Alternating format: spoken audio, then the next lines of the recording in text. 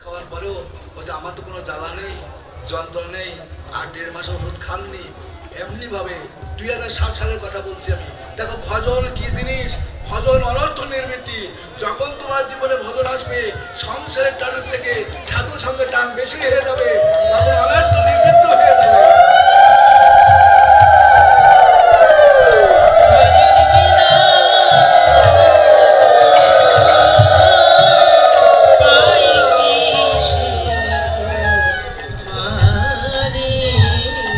অনর্থ নির্বৃত্তের সার ভজন ক্রিয়া যখন তোমার জীবনে শুরু হবে, সংসারের টানের থেকে যখন সাধু সঙ্গের টান বেশি হয়ে যাবে, সংসার টান থেকে যখন ভগবানের টান বেশি হয়ে যাবে, তখন তোমার অনার্থ নির্বৃত্ত হয়ে যাবে, তখন তোমার অশুভ নাশ হয়ে যাবে, অশুভ থাকবে না তোমার জীবনে।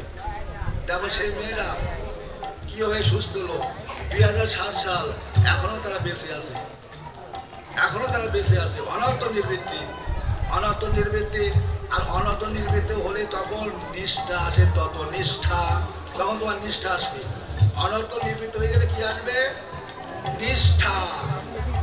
অনর্থ নির্বৃত্তি অর্থাৎ অশুভ না আসবে, তখন তোমার জীবনে নিষ্ঠা এসে যাবে, নিষ্ঠা। এই নিষ্ঠা নিয়ে তারা শাসিব নামে চলে যাচ্ছে।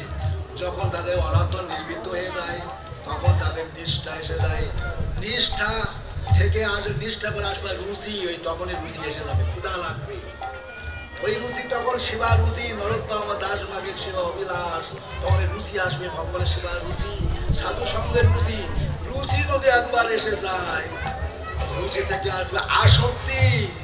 যে আসক্তি আমাদের সংসারের প্রতি, সংসার ছেড়ে আমরা যেতে চাই না, সন্তান ছেড়ে আমরা যেতে চাই না, আসক্তি, সংসার আসক্তি। সেই সংসারে আসক্তি না হয়ে ভগবানের আসক্তি আসবে, সাধু সঙ্গের আসক্তি আসবে। আসক্তি থেকে ভাব সৃষ্টি হয়, আর যখন ভাব হয়ে যায়, ভাব থেকে আসে প্রেম।